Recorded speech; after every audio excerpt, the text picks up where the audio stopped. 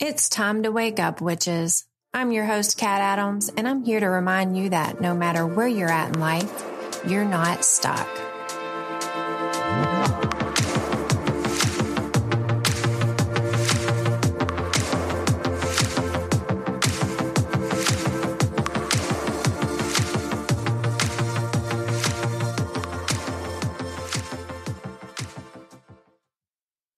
Whew, I am not going to lie. I've been batch recording and I'm about over it.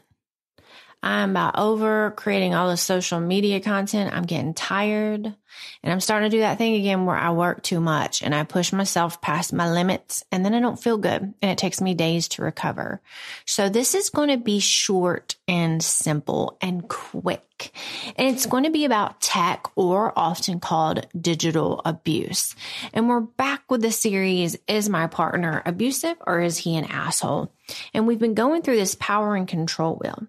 Now, this one's not on the power and control wheel, but it's a fairly new thing. Digital abuse, I'm not sure exactly when it started, but it's fairly new.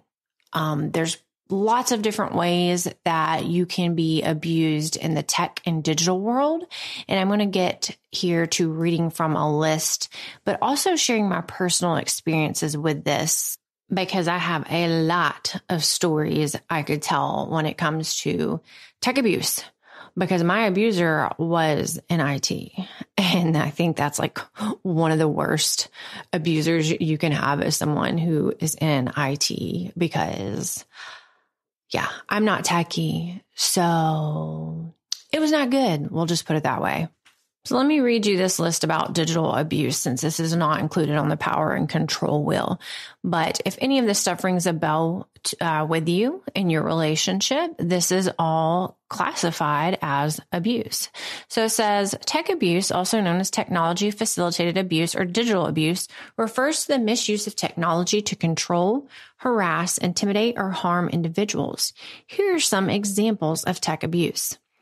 Online harassment and cyberbullying. This includes sending threatening or abusive messages, spreading rumors or false information, or engaging in persistent online harassment through various platforms such as social media, email, or messaging apps.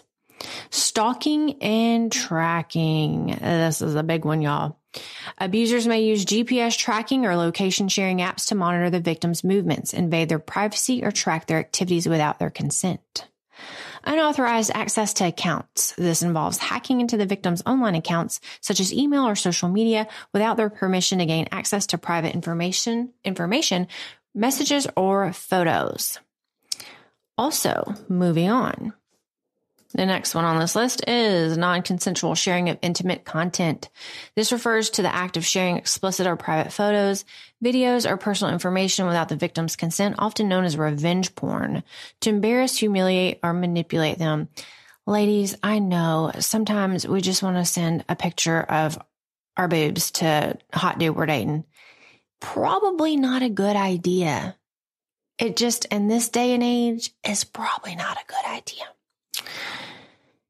Oh, a side note, I saw something the other day that was like, this woman was getting dick pics. Dude was sending her dick pics and unsolicited dick pics. And she said her go-to is always sending them a dick pic back. So just FYI, put that in your back pocket if you ever need it. I think it's great. Moving on. Impersonation and identity theft. Abusers may create fake accounts or impersonate the victim online, using their identity to harass, manipulate, or deceive others, or to damage the victim's reputation. Doxing and online public shaming. This involves the release of the victim's personal information, such as their address, phone number, or workplace, with the intent to harass, intimidate, or encourage others to engage in abusive behavior towards them. Monitoring and surveillance. Abusers may use spyware or monitoring software to gain unauthorized access to the victim's devices or accounts, allowing them to track their online activities, messages, and communications. Controlling online presence. This includes controlling or limiting the victim's access to the internet, social media, or online communication platforms, isolating them from support networks, or manipulating their online presence. And last but not least, going back to finances, which we talked about in the previous episode, my brain's dying, y'all. It's dying. Financial exploitation. Abusers may gain unauthorized access to the victim's financial accounts or engage in fraudulent activities online, stealing money or using financial information to exert control or harm the victim financially. All right. We're going to talk about some of these big ones that are jumping out at me here that I personally have experience with. And I'm going to start by the very first thing that ever happened to me in digital abuse world was when I met my abusive partner.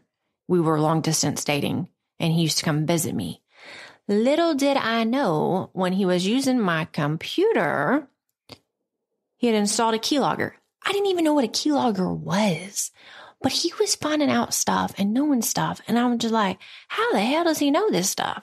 We was dating long distance. I mean, for like a handful of weeks when this happened. That's how quick it happened. These people are shady, sneaky, mischievous. It's crazy. It's crazy. I found the keylogger. Did my dumbass break up with him? No. Common theme. Oh, I'm so sorry. I was just, I don't know. I don't even remember. Jealous or something. I don't know. But I was new to abuse back then. Didn't know it was abuse. I just thought, he was controlling, which abuse. Now I know the red flags and I'm telling you the red flags. Check your computers for keyloggers. I'm serious. If you suspect that you're being watched, I would start there. How do you do that? Let me go back to BFF ChatGPT, who says use antivirus and anti-malware software. Update your antivirus and anti-malware programs and run a full system scan, yada, yada. Monitor running processes. Open the task manager on your computer and check the list of running processes. Look for any unfamiliar or suspicious processes that you don't recognize. Do an online search to determine if any of these processes are associated with keyloggers. Check installed programs and extensions. Run a keylogger scanner. Keep your operating system and software updated. Change passwords and enable two-factor authentication. Do that for everything. Two-factor authentication. Yes, you need to enable that. You need on your phone. Hopefully if you have a iPhone that supports this, use the face login thing and be cautious with public computers. You know what? Or you can find a techie friend. That's what I would do. And that's what I did. That's how I found it.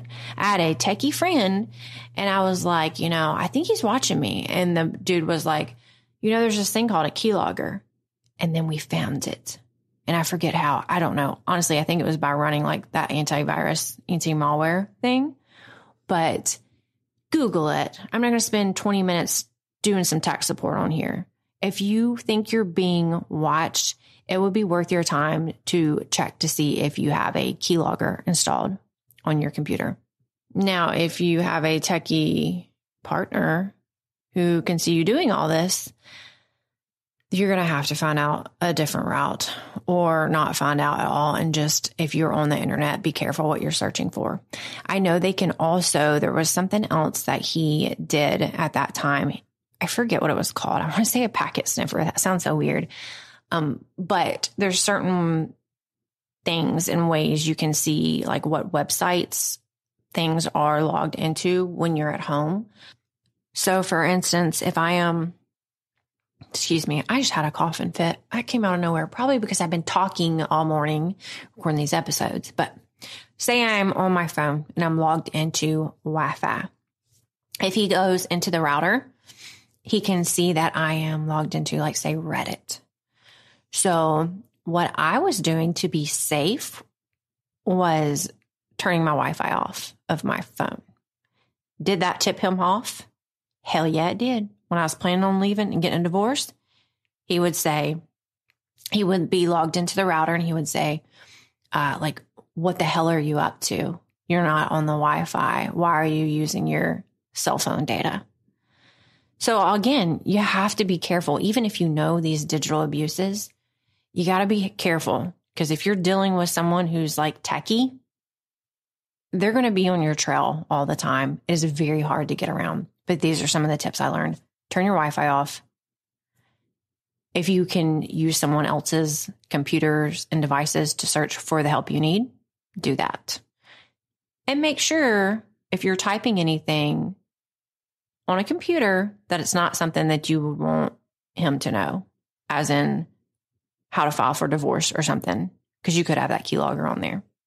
That all falls under the monitoring and surveillance, which also is cameras, like Ring doorbells and stuff, or home cameras. We had those. I was constantly being watched. If I left the house, he knew, because he would get a notification from the cameras in the driveway or in the front door or whatever that I was leaving. You also have to be mindful of that. If you have cameras around, just know you're probably always being watched. Now, I want cameras. I feel safer with cameras, but with an abuser in the house, I don't. I didn't like to be monitored all the time, and I still am very, very particular about that. They find my iPhone or location sharing or whatever on the iPhone is a big thing for me. Like, I never wanted to share my location because I didn't like to be watched all the time. And I had to do that back in the day. I felt like I couldn't escape. I couldn't go anywhere. I couldn't, God forbid, he saw my location, go to the divorce attorney. And it's a trigger for me still today. My mom was like, just learn about sharing my location. She shared her location with me. And she's like, if anything, if anything ever happens or something, and I didn't share mine with her. And she's like, why aren't you sharing yours with me? And I'm like, I'm never going to do that with anybody, not even my husband. I have a thing about that. I feel like I do not like to feel like I'm constantly being watched or monitored. I want my own private space. I'm not doing anything nefarious. I ain't going to booby bars or anything. I don't like to feel watched. And it all comes from being watched constantly to where I felt like I couldn't leave the house. And that's what they want. And that's what they do. And that's what the abusers do. They're watching you to monitor you and then to make you feel like you can't go anywhere and you're trapped. Power and control, man. Power and control. Think of the ways you can be monitored and under surveillance in today's day and age with all the techie crap we have. AirTags.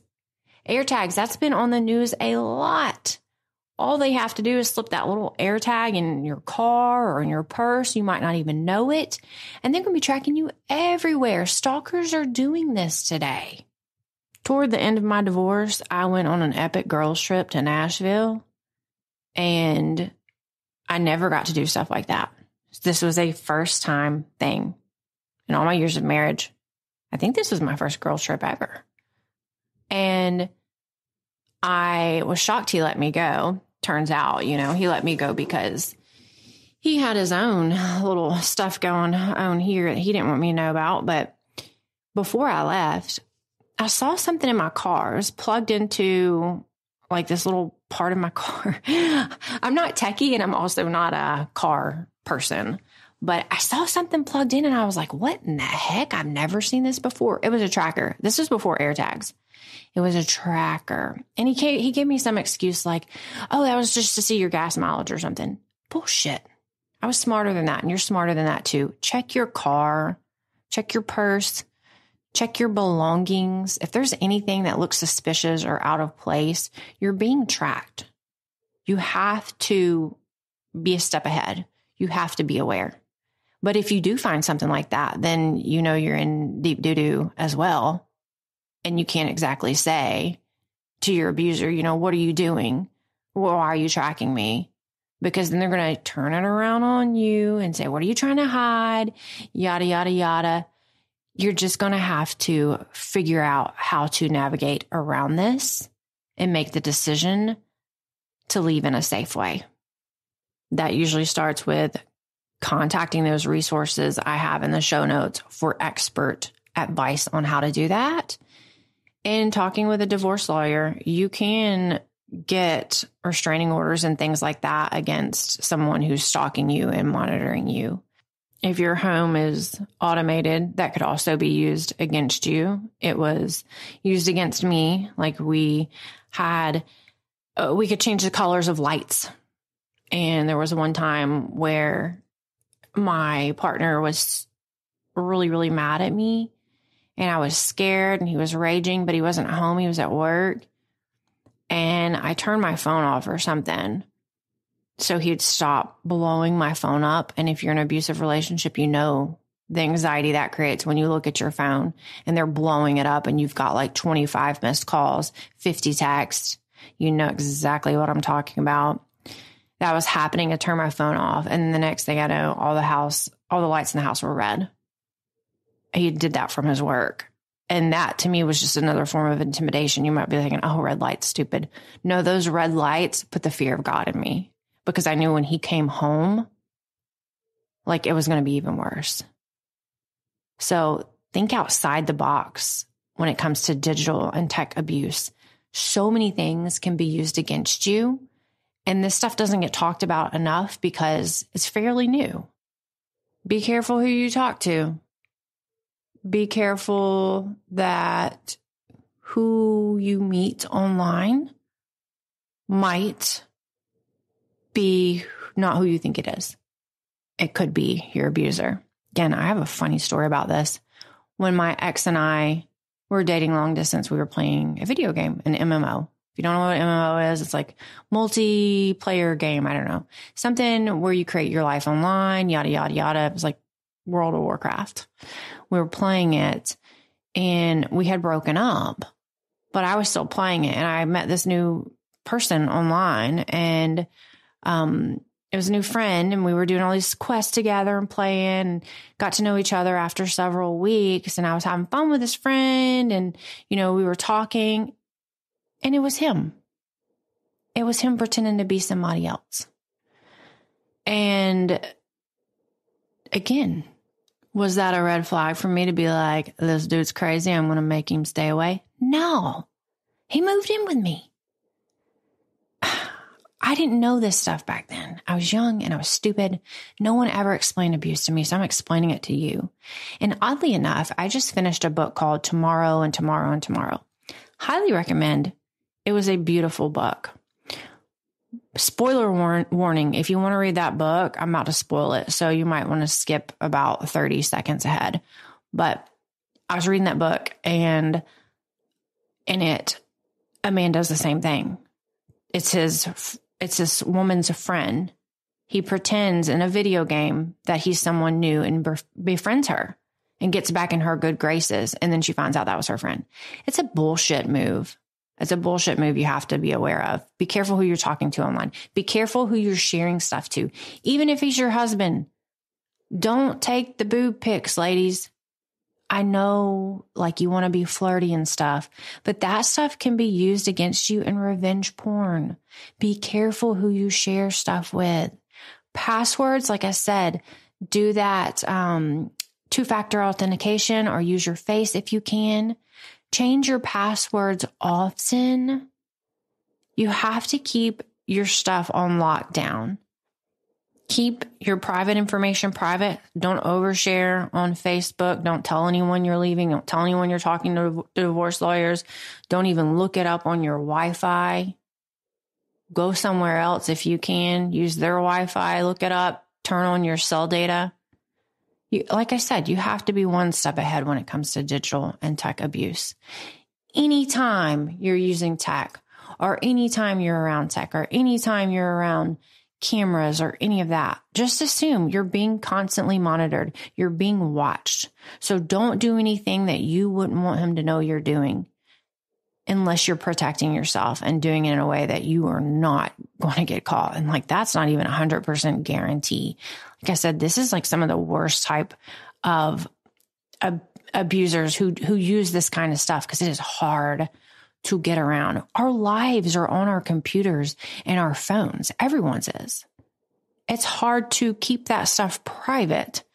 So if you suspect you're in an abusive relationship, that would be my biggest tip there. Live in the tech world and in the real world where you might be on camera as if he's always watching. And it's a sucky way to live. I don't recommend it.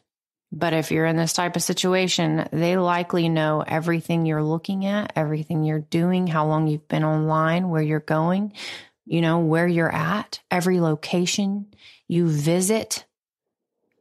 My ex told me one time, that he knew everything I did, down to like when I was going into the bathroom and he was at work. And it's just, I always felt like I was being watched, not only with like our security cameras, but also hidden cameras. And, you know, some news came out after the divorce about that as well. You can't trust anybody. Cameras are everywhere. Freaking people hacking into stuff everywhere. You got to protect yourself. But now I hope that you are aware and a little bit more educated on digital and tech abuse. And if you are with an abusive asshole man who uses some of the other stuff against you, intimidation, threats, verbal abuse, it's highly likely that you're also being monitored and you're under his surveillance in the tech world. So that's all I have today. And I know I blew through that. I could probably elaborate on it more, but I ain't going to because your girl is freaking tired. And I've only got like an hour left of me time today. And I think I'm going to go read my new witchy book I just bought and soak some sunshine up because I am in this dark office and I just can't do it. Can't do it anymore. So stay safe. And if you're going to get out, which I hope you do it in a way where you navigate like he is watching you. And you can start by looking at my show notes and seeking out those resources for help out of your horrible relationship. You're not stuck. You're just on pause while you figure out how to go about this journey. And that's okay. You need to take your time and be kind to yourself and know that none of this is your fault. And the other side is so much better and you're perfectly capable of getting there in a safe way. Thank you so much for listening. If you love the show, please leave a rating, a review. And if you know anyone who also might love the show or who could benefit from this information, please be sure to share it and subscribe. The more we get this out to people, the more people we can help. And I truly believe there's so many women who need to hear these words because so many women are feeling stuck. Also, if you're looking for me, you can usually find me on the gram at author Kat Adams, and be sure to head over to my website, and that's Kat Adams, Adams with a double D's.com. Subscribe to my newsletter for the latest information. Also, when you subscribe, you're going to get a free novella. And just be forewarned, my raunchy rom-com is as dirty as my mouth. So if that's your thing, go for it. It's super hilarious. But thank you again for tuning in. Until next time, please stay safe and I'll see you on the other side.